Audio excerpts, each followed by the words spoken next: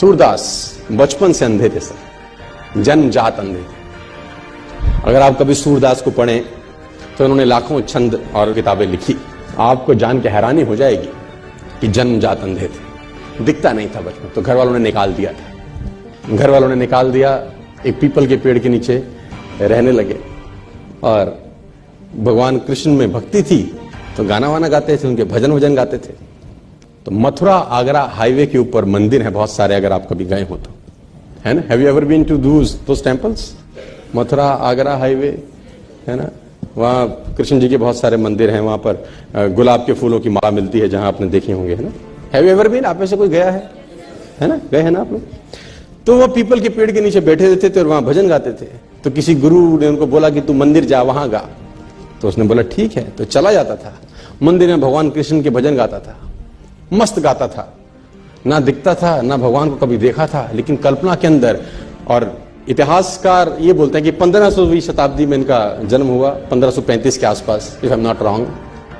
आज से 500-600 वर्ष पहले ये इस धरती पे आए, मथुरा में रहे और भगवान के भजन गाते थे। और इतिहासकार ये कहते हैं कि इनको भगवान के दर्शन होते थे। भगवान कृष्ण जब ये भजन गाते थे, इनका भजन सुनने के लिए आते थे। कितना सच है कितना झूठ मुझे नहीं पता, लेकिन आई बिलीव, मैं किसी चीज को नकारता नहीं हूं। जो बात है कहीं ना कहीं हुई होगी शायद। और घटना ऐसी हुई इनके जीवन के अंदर कि जिसमें उथल पथल मचा दी बहुत लोगों के जीवन के अंदर, कि जब ये मंदिर में जाते थे तो मंदिर में इनको नजर नहीं आता था। तो जब भगवान का श्रृंगार होता है हर सुबेरे, तो ये पंडित को, जो वहां का पुरोहित था, उसको बोलते थे कि ये पीले रंग के कपड़े अच्छे नहीं लग रहे भगवान पे।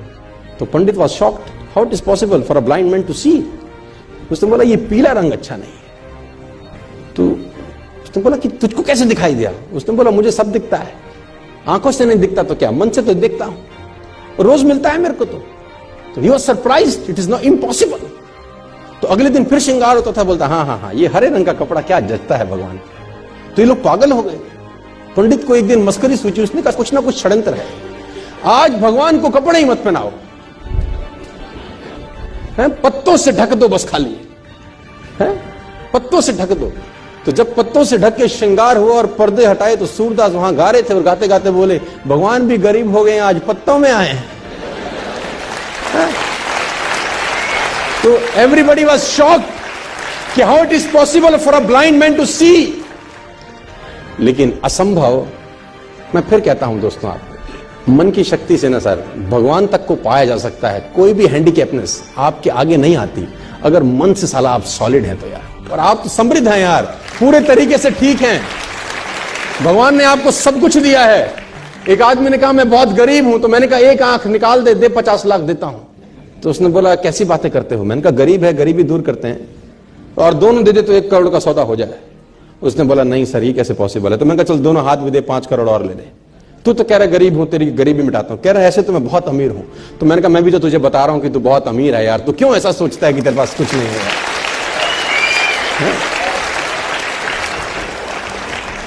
और भगवान ने सूरदास को दर्शन किए। आप सूरदास के बारे में पढ़ें, छंद पढ़ें तो आपके रोंगटे खड़े हो जाएंगे। कुएं में नहाते नहाते गिर गए, कहते हैं एक दफा। जब कुएं में नहाते हुए गिरे, अंधे थे, नजर नहीं आता था, तो पानी में गिर गए। तो भगवान को हाथ जोड़े कि निकालो प्रभु। तो कहते हैं कि भगवान छोटे से रूप लेके उनको बाहर निकालने आए। और जब बाहर निकाला तो इनके जीवन की अद्भुत घटना है। तो हाथ पकड़ा हुआ था भगवान, तो उन्होंने जैसे वो हाथ का स्पर्श किया, इनको समझ में आ गया कि आज आदमी आ गया है। जो अब तक सिर्फ ख्वाब में दिखता था वो आज आ गया। तो उसने कस के पकड़ लिया, वो समझ में आ गया कि आज हाथ मौका लगा है, आज मत छोड़। तो कहते हैं भगवान ने झटके से हाथ छुड़ा दिया। तो सूरदास का एक बहुत बेहतर दोहा है सर, अपने साथ लेके जाना, खतरनाक दोहा है।